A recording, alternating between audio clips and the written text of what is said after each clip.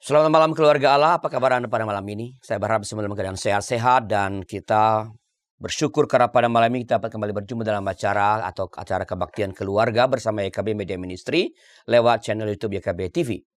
Ada banyak hal yang telah kita alami pada hari ini dalam pekerjaan-pekerjaan kita. Tentu ada orang atau di antara kita yang mengalami keberhasilan, ada juga yang mungkin mengalami kegagalan atau belum mencapai hasil yang diharapkan pada hari ini. Tapi kita percaya dalam semua itu Tuhan tetap menolong kita, menyertai kita. Dan itulah sebabnya kita sekarang boleh berada di rumah. Karena Tuhan telah menolong kita mengerjakan tanggung jawab kita dalam sepanjang hari ini. Kami dari tim YKB, tim Kebaktian Keluarga YKB siap untuk melayani Anda. Dan biarlah pelayanan kami pada malam ini boleh sungguh-sungguh berkenan kepada Tuhan. Dan jadi berkat di dalam hidup keluarga Allah yang beribadah bersama pada malam ini. Mari kita awali kebaktian kita pada malam ini dengan sebuah nyanyian dari Kidung Jemaat nomor 1 atau Kidung Keesaan nomor 23. Haleluya, pujilah.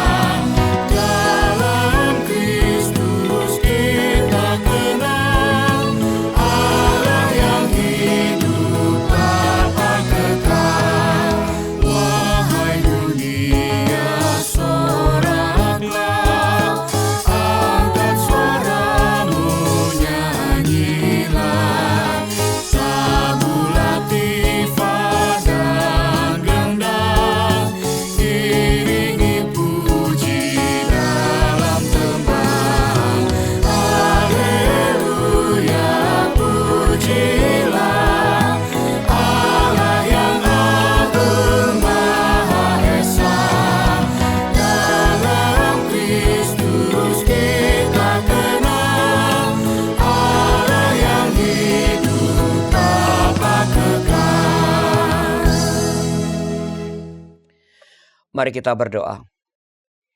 Tuhan, kami bersyukur padamu karena hanya karena kemurahan-Mu sajalah kami dapat berhimpun bersama sebagai sebuah keluarga pada malam ini untuk mensyukuri hari yang telah Engkau berikan bagi kami sepanjang hari ini. Ada banyak berkat Tuhan yang telah kami alami dan kami datang untuk mensyukuri itu. Sembari memohon Engkau berkenan kepada kami untuk berfirman kepada kami pada malam ini supaya kami boleh tidur nanti dengan keyakinan karena pelindungan Tuhan dan firman yang boleh kami dengarkan pada malam ini. Kami serahkan seluruh ibadah kami dalam tangan Tuhan, berkat seluruh para pelayan ibadah boleh mengerjakan tugas masing-masing dan memberikan yang terbaik untuk kemuliaan Tuhan. Dalam nama Tuhan kami Yesus Kristus. Amin. Saya akan membacakan Matius pasal 16 ayat yang ke-8 sebagai nas pembuka kebaktian kita pada malam ini yang begini firman Tuhan. Lalu Tuhan itu memuji pendahara yang tidak jujur itu karena ia telah bertindak dengan cerdik. Sebab anak-anak dunia ini lebih cerdik terhadap sesamanya daripada anak-anak terang.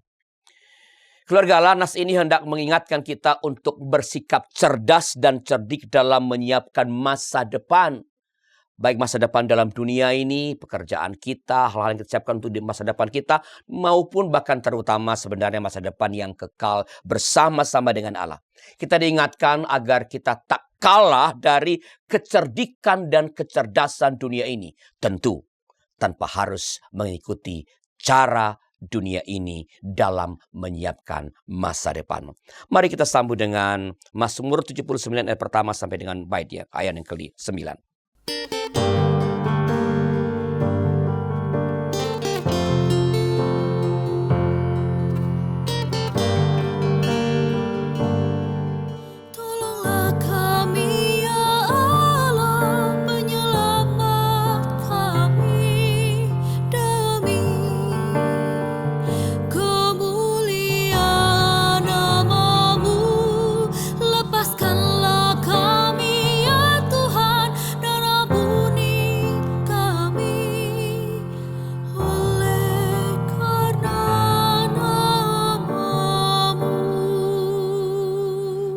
Tolonglah kami ya Allah, penyelamat kami, demi kemuliaan nama-Mu.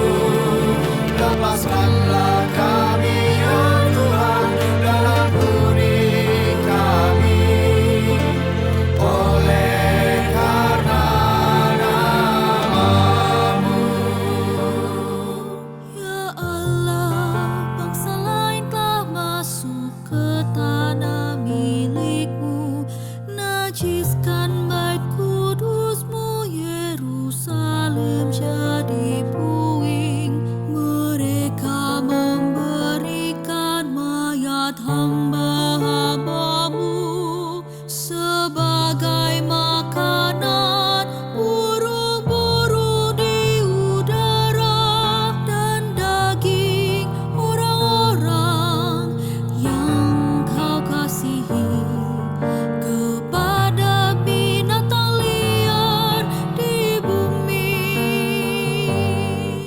Tolonglah kami ya Allah, penyelamat kami, demi kemuliaan nama-Mu. Lepaskanlah kami ya Tuhan, dan ampuni kami, oleh karena nama-Mu. Dan tidak ada yang kuburkan orang-orang itu, tak ada yang kuburkan sekeliling Yerusalem. Kami jadi celah bagi para tetangga kami, diejek, dicemooh orang di sekitar kami. Berapa lama lagi Kau murka ya Tuhan? Cemburu-Mu terus berkobar bagai api. Tolonglah kami ya Allah, penyelamat kami, demi kemuliaan nama-Mu. Lepaskanlah kami ya Tuhan, dan ampuni kami, oleh karena nama-Mu. Tumpahkan marah pada bangsa yang tak mengenal-Mu, ke atas kerajaan yang tak serukan nama-Mu, sebab mereka telah memakan habis Yakub, tempat kediamannya pun mereka hancurkan. Jangan hitungkan pada kami dosa nenek moyang kami, kiranya rahmat-Mu segera menyongsong kami, sebab kami sudah sangat lelah. Tolonglah kami ya Allah, penyelamat kami, demi kemuliaan nama-Mu. Lepaskanlah kami ya Tuhan, dan ampuni kami, oleh karena nama-Mu.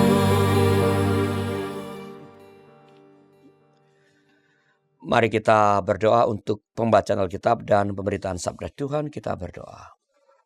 Tuhan, terima kasih atas kitab suci yang telah Kau berikan kepada kami, di mana dari dalam dan melaluinya kami boleh belajar mengenal Engkau, mengenal kehendak-Mu, dan mengenal perintah-perintah yang Engkau inginkan kami kerjakan, dan hal-hal yang ingin Engkau kami hindarkan diri darinya. Tolong kami pada malam ini untuk boleh belajar di firman Allah, supaya dengan itu kami boleh menjadi anak-anak Tuhan yang memancarkan kebenaran firman Allah lewat kehidupan kami sehari-hari. Pakailah hamba-Mu ini Tuhan dengan segala keterbatasan yang melekat padanya sebagai alam tangan Tuhan. Supaya lewat hamba-Mu yang terbatas ini Engkau berbicara dengan bebas kepada setiap umat Tuhan yang merindukan kehendak-Mu. Dalam nama Tuhan kami Yesus Kristus. Amin. Saya akan bacakan Lukas pasal 16 ayat yang pertama sampai ayat 13. Dengarkanlah firman Tuhan. Yesus berkata kepada murid-muridnya, ada orang kaya yang mempunyai seorang bendahara. Kepadanya disampaikan tuduhan bahwa bendahara itu menghamburkan miliknya. Lalu ia memanggil bendahara itu dan berkata kepadanya, apakah ini yang kudengar tentang engkau? Berilah pertanggungan jawab. Saya ulangi. Berilah pertanggungjawaban atas urusanmu, sebab engkau tidak boleh lagi bekerja sebagai bendahara. Kata bendahara itu dalam hatinya, apakah yang harus aku perbuat? Tuanku memecat aku dari jabatanku sebagai bendahara. Mencangkul aku tidak dapat, mengemis aku malu. Aku tahu apa yang akan aku perbuat, supaya apabila aku dipecat dari jabatanku sebagai bendahara, ada orang yang akan menampung aku di rumah mereka. Lalu ia memanggil seorang demi seorang yang berhutang kepada tuannya. Katanya kepada yang pertama, berapakah hutangmu kepada tuanku? Jawab orang itu, 100 tempayan minyak. Katanya kepada orang itu, terimalah surat hutangmu, duduklah dan tulislah segera 50 tempayan. Kemudian ia berkata kepada yang kedua, berapakah hutangmu? Jawab orang itu, 100 pikul gandum. Katanya kepada orang itu, terimalah surat hutangmu dan tulislah 80 pikul. Lalu Tuhan itu memuji bendahara yang tidak jujur itu karena ia telah bertindak dengan cerdik. Sebab anak-anak dunia ini lebih cerdik terhadap sesamanya daripada anak-anak terang. Aku berkata kepadamu, ikatlah persahabatan dengan mempergunakan mamon yang tidak jujur, supaya jika mamon itu tidak dapat menolong lagi, kamu diterima di dalam kemah abadi. Siapa yang setia dalam hal-hal kecil, setia juga dalam hal-hal besar. Siapa yang tidak benar dalam hal kecil, tidak benar juga dalam hal besar. Jadi, kalau kamu tidak setia dalam hal mamon yang tidak jujur, siapakah yang akan mempercayakan kepadamu harta yang sesungguhnya?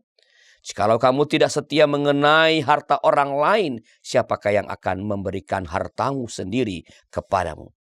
Seorang hamba tidak dapat mengabdi kepada dua tuan, sebab ia akan membenci yang seorang dan mengasihi yang lain. Atau ia akan setia kepada yang seorang dan tidak mengindahkan yang lain.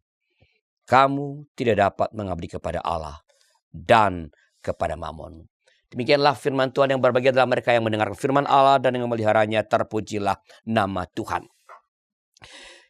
Keluarga Allah, bacaan kita pada malam ini merupakan salah satu perumpamaan yang sukar difahami, yang bikin bingung orang. Ya, ini jelas perumpamaannya dengan Mamon ini. Mamon, tahu Mamon?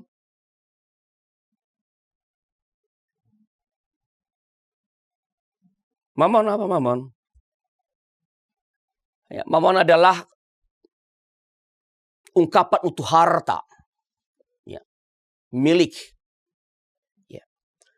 Dan dikatakan mengikat diri kepada mamon yang apa tadi? Mamon yang jahat. Sebenarnya mamon itu tidak jahat. Tapi pada waktu itu, pada konteks Tuhan Yesus, orang-orang yang kaya, yang banyak mamonnya itu biasanya mendapatkan mamon dari cara yang tidak benar. Jadi dikatakanlah mamon itu jahat. Ya. Nah, kalau tidak hati-hati kita dapat akan menuduh Tuhan Yesus sebagai sosok yang mengajarkan hal yang kurang baik. Seolah-olah Yesus pro pada koruptor. Pro pada orang yang menyalahgunakan jabatan. Pro pada orang yang menyalahgunakan kuasa yang dipercayakan, yang diberikan kepadanya. Supaya kita tidak salah langkah, maka hal pertama yang perlu kita sadari adalah bahwa bacaan kita ini adalah mengambil bentuk sastra perumpamaan. Salah satu jenis sastra yang ada dalam kitab Perjanjian Baru, perumpamaan. Setiap perumpamaan, saudara, hanya punya satu tujuan. Jadi kalau baca perumpamaan, jangan pusatkan hati diri pada detailnya, pada rinciannya. Ya, misalnya ada 5 suket gandum atau adalah. Jangan pada detail itu. Anda akan terdistrak. teralihkan karena hanya ada satu tujuan utama dalam setiap perumpamaan. Dan tujuan itu nggak usah capek-capek cari di mana-mana. Tujuan itu tersedia dalam perumpamaan itu sendiri. Dan itulah yang harus kita temukan pada malam ini. Apa yang menjadi pusat dari perumpamaan tentang bendahara yang tidak jujur ini. Nah, menurut beberapa penafsir, pusat perumpamaan ini adalah ada di ayat ke-8. Boleh baca, dengarin yang di atas, tapi sebenarnya ya fokusnya di ayat 8. Saya bacakan. Lalu Tuhan itu memuji bendahara yang tidak jujur itu karena ia telah bertindak dengan cerdik. Sebab anak-anak dunia ini lebih cerdik terhadap sesamanya daripada anak-anak terang.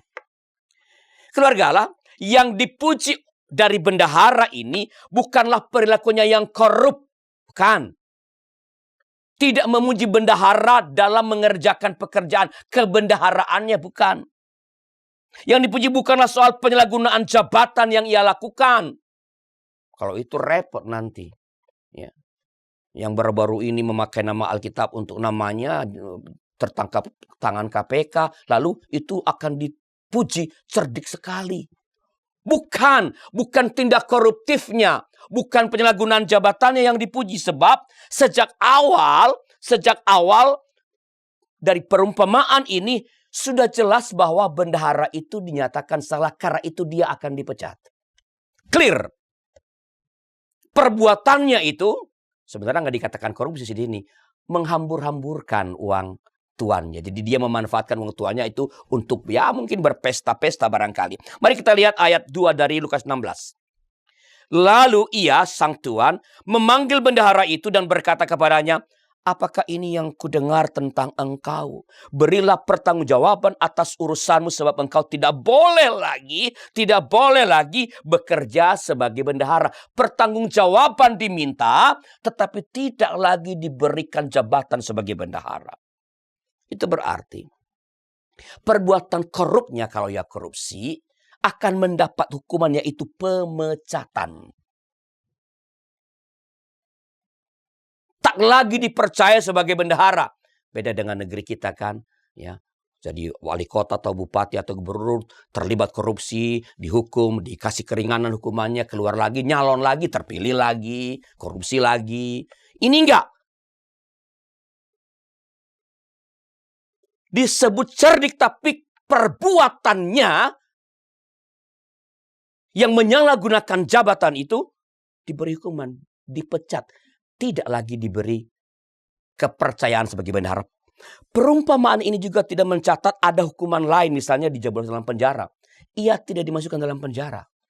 Ya. Ini mengatakan bahwa sang tuan dalam perumpamaan ini adalah sosok yang murah hati. Ia menegur, tidak lagi dipercaya, tetapi ia tidak dipenjara. Ya. Namun, murah hati tidak berarti membenarkan atau toleran pada perbuatan salah. Atau toleran pada perbuatan jahat. Atau pada tindakan korup. Penyalahgunaan jabatan yang dikerjakan oleh bendahara ini. Sebab sekali lagi hukuman tetap diberikan. Sang bendahara akan dipecat. Jabatannya dicopot. Jabatannya ditanggalkan. Yang dipuji adalah kecerdikannya. Kecerdikan bendahara dalam menyiapkan atau mengamankan diri. Menyelamatkan masa depannya. Itu kecerdikan itu. Sang bendahara menempuh apapun yang perlu dan mungkin ia kerjakan, ia lakukan agar setelah dipecat tetap ada yang mau menampungnya. Tetap ada yang mau menerimanya. Ia selamat di masa depan. Ketika dia dipecat oleh tuannya, dia dengan cerdik membuat perjanjian dengan para pengutang dari tuannya. Sehingga mereka akan, orang-orang yang tadi berkong kali kong itu, akan menerima dia, kan berutang budi. Menerima dia di rumah mereka saat ia telah kehilangan pekerjaan sebentar lagi. Sang bendahara menggunakan waktu yang tinggal sebentar lagi sebelum ia dipecat secara cerdik dan cerdas dengan melakukan hal-hal yang menjamin keselamatannya. yang menjamin masa depannya, yang menjamin keamanannya. Tentu saja karena ia memang bendahara yang tidak jujur dengan cara dia, dengan cara yang tidak jujur, dengan cara yang licik, yaitu merugikan tuannya.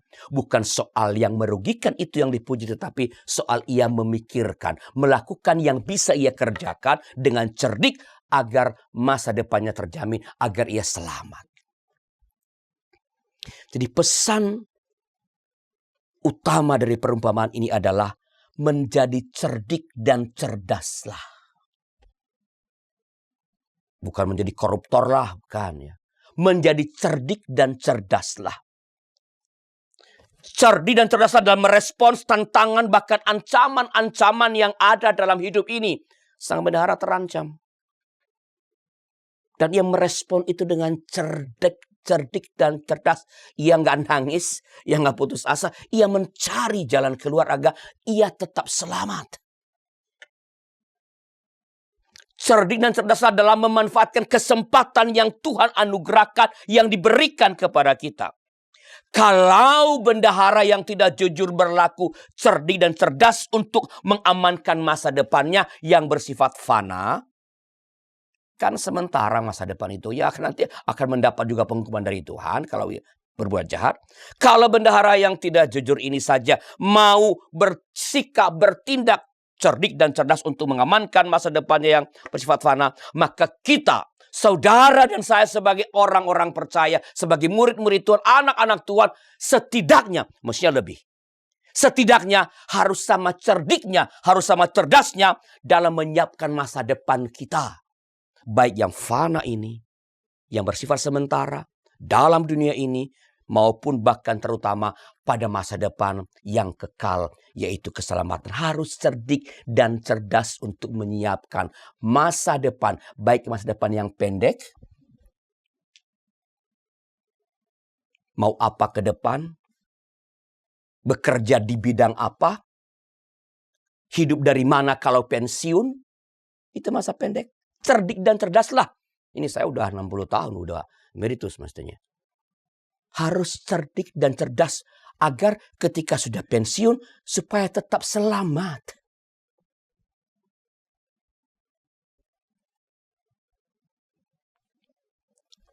Itu yang bersifat sementara. Juga cerdik dan cerdas untuk menyiapkan masa depan, bahkan terutama pada masa depan yang kekal. Bagaimana merawat hal-hal yang penting dalam hidup ini. Keselamatan. Menyiapkan diri untuk masa depan yang Tuhan telah sediakan. Kita harus cerdik dan cerdas memanfaatkan waktu yang masih tersedia. Umur yang masih Tuhan anugerahkan. Kita nggak tahu sampai kapan kita hidup. Ya. Ada yang panjang, ada yang pendek. Ada yang meninggal 80 tahun, 100 tahun, ada yang 60, ada yang 50, ada yang 25 tahun udah meninggal. Kita tidak tahu, tapi sekarang ada kairos, ada waktu, ada kesempatan yang masih Tuhan berikan dalam hidup ini. Kita harus cerdik dan cerdas untuk memanfaatkan itu dengan apa? Mengerjakan hal-hal yang berkenan kepada Tuhan. Kita perlu memanfaatkan waktu yang ada untuk berkarya. Melakukan tanggung jawab kita dengan sebaik-baiknya. Merawat pekerjaan kita. Merawat pelayanan kita. Pekerjaan dan pelayanan yang Tuhan sudah berikan. Jangan sembarangan. Tuhan telah beri anugerah. Sebuah pekerjaan, sebuah pelayanan. Rawatlah itu dengan cerdik dan cerdas. Supaya engkau jangan kehilangan kesempatan di masa depan. Supaya engkau tidak dipecat seperti bendahara. Tentu dalam cara yang tidak boleh meniru cara bendahara yang tidak jujur. Harus dengan cara yang baik dan benar. Kita perlu manfaatkan sumber-sumber daya, sumber-sumber dana yang telah Tuhan anugerahkan kepada kita. Untuk apa? Menolong sesama, bukan hanya untuk diri sendiri. Menolong sesama yang memerlukan. Untuk karya-karya misional gereja. Melayani saudara-saudara kita seiman di tempat-tempat yang jauh yang membutuhkan pertolongan dan penguatan iman menghadapi tantangan hidup. Saudara kami dari tim IKB ini keliling di beberapa tempat di Indonesia dan sungguh menyedihkan saudara-saudara kita di tempat-tempat yang jauh itu yang perlu support untuk apa? Sekedar mereka mendapat tuntunan iman. Kalau kita di Jakarta, Kota Bandung, Surabaya, kota-kota besar, kita boleh milih pendeta. Kalau pendeta ini nggak usah datang, nggak bagus khotbahnya. Di sono mungkin sekali 3 bulan baru ketemu pendeta.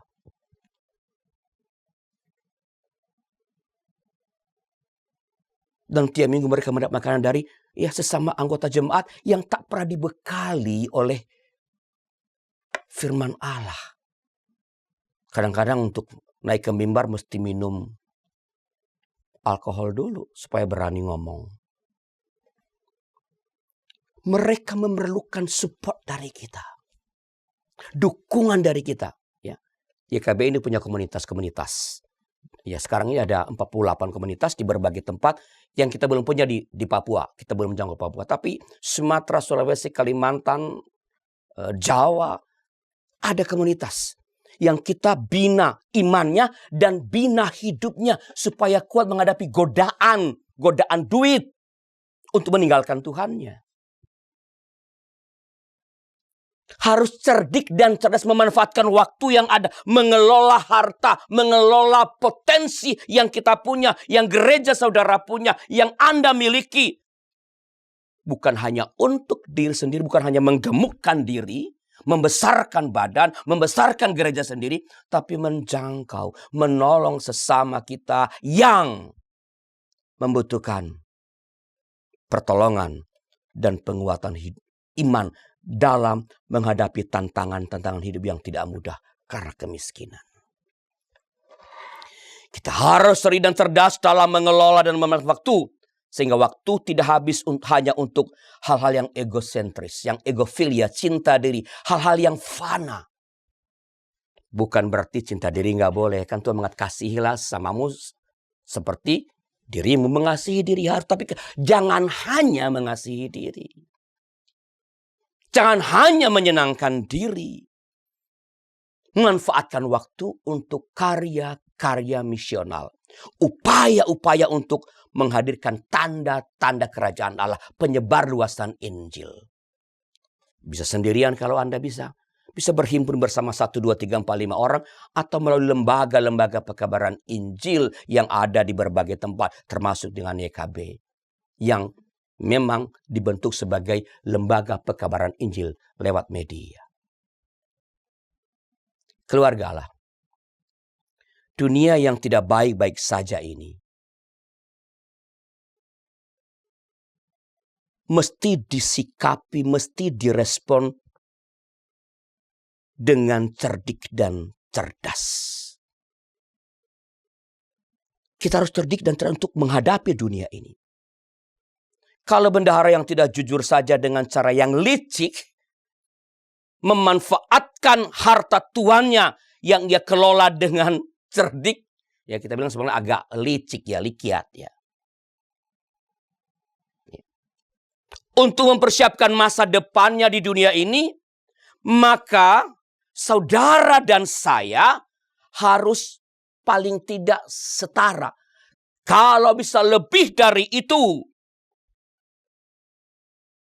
manfaatkanlah kesempatan, manfaatkanlah potensi, manfaatkanlah uang Anda, manfaatkanlah apa yang telah Tuhan berikan dalam diri Anda untuk menyiapkan masa depan. Menata masa depan, baik masa depan yang pendek, selama masih ada dalam dunia ini, dan terlebih bahkan untuk masa depan yang kekal, yang Tuhan telah sediakan bagi kita. Dunia yang jahat ini mesti disikapi dengan cerdik dan cerdas. Jangan kalah dengan kecerdasan dan kecerdikan dunia ini.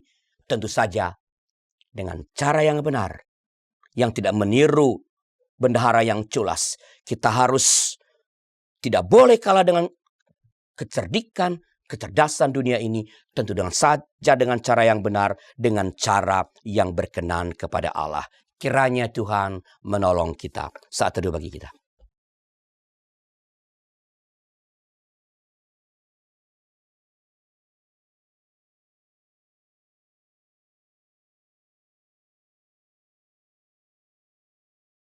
Amin. Bila ada di antara keluarga Allah yang ingin didoakan, sila hubungi kami di nomor 081281889191. Tim doa YKB Media Ministry dengan senang hati, dengan sukacita akan mendoakan saudara-saudara dalam doa-doa kami setiap hari di tempat ini. Mari kita berdoa. Tuhan, kami bersyukur atas waktu, usia yang masih Tuhan berikan sampai hari ini. Hanya Engkau yang tahu sampai kapan kami harus ada dalam dunia ini. Berikan kami hati yang bijaksana untuk menghitung hari-hari kami. Mengerjakan hal-hal yang berkenan kepada Tuhan, menyiapkan masa depan kami, baik masa depan yang pendek. Hal-hal yang akan kami kerjakan setelah kami selesai studi. Usaha apa yang kami kembangkan setelah usaha yang sekarang kami akan kembangkan. Dan apa yang kami kerjakan ketika setelah selesai waktu untuk berkarya di tempat tertentu memasuki masa-masa pensiun. Supaya kami cerdik dan cerdas untuk menyiapkan masa depan dengan sebaik-baiknya. Dan lebih-lebih kami cerdik dan cerdas untuk menyiapkan masa depan kekal. Dan mengerjakan karya-karya Allah. Karya misional Tuhan dalam dunia ini. Menghadirkan tanda-tanda kerajaan Allah. Melayani di rumah Tuhan. Melayani sesama bagi yang dekat. Maupun mereka yang jauh, yang butuh pertolongan, yang butuh penguatan iman. Berkati pelayanan YKB Media Ministry, yang dengan kerjasama banyak sekali orang, terus merindukan untuk boleh jadi saluran berkat. Bagi banyak orang, baik di kota-kota seperti Jakarta, kota-kota besar, Surabaya, Medan, Bandung, Semarang, Makassar, maupun di tempat-tempat yang terpencil. Yang masih sangat tertinggal. Supaya mereka pun boleh disapa oleh Injil Kerajaan Allah. Supaya mereka pun boleh menikmati berkat-berkat Allah. Lewat layanan, karya misional yang Tuhan percayakan kepada YKB bersama-sama dengan orang-orang yang mendukungnya. Yang bekerja bersama-sama. Berikan kami terus kesehatan, motivasi yang terus kokoh. Untuk mengerjakan yang terbaik supaya banyak orang terberkati lewat pelayanan kami. Berkati setiap keluarga Allah yang telah berbakti pada malam ini. Pada istirahat pada malam ini sertai Tuhan, lindungi kami dalam istirahat kami. Berikan tidur yang dalam. Dan esok pagi boleh bangun dengan tubuh yang segar karena pertolongan Tuhan. Karena anugerah dari Tuhan. Dan boleh kembali mengerjakan tanggung jawab yang Tuhan percayakan kepada kami sepanjang esok hari. Terima kasih Bapa. Dalam nama Tuhan kami, Yesus Kristus. Amin. Keluarga Allah, mari kita memanfaatkan setiap kesempatan dan karunia yang Tuhan telah anugerahkan kepada kita dengan cerdik dan cerdas. Bukan hanya melayani kepentingan diri, tetapi juga sesama bahkan untuk karya misional dan penghadiran tanda-tanda kerajaan Allah. Mari menuturkan Injil Kerajaan Allah di berbagai tempat. Kusuka menuturkan.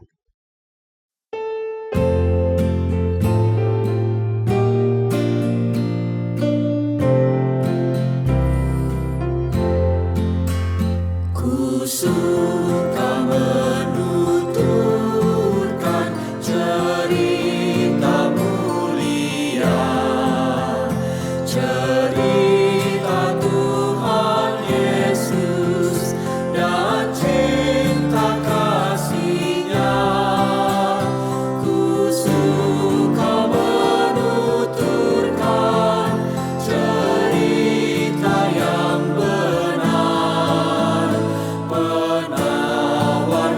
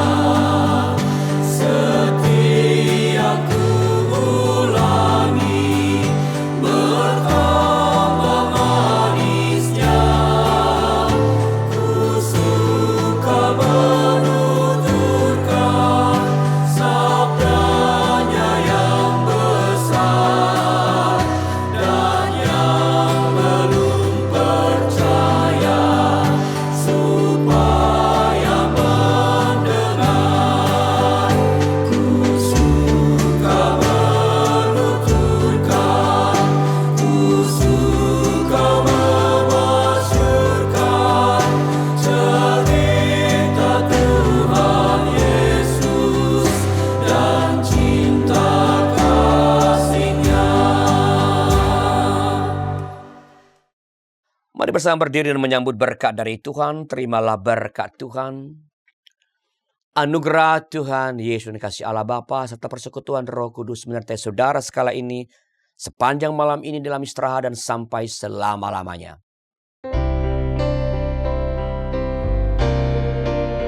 Terima kasih ya Allah Bapa, terima kasih ya Yesus Kristus Tuhan, terima kasih ya Roh Kudus, Allah Trinitas Maha Kudus. Amin. Amin.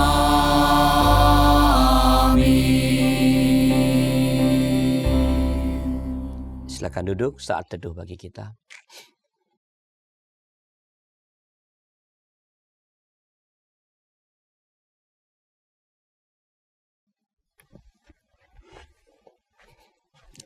Terima kasih. Terima kasih.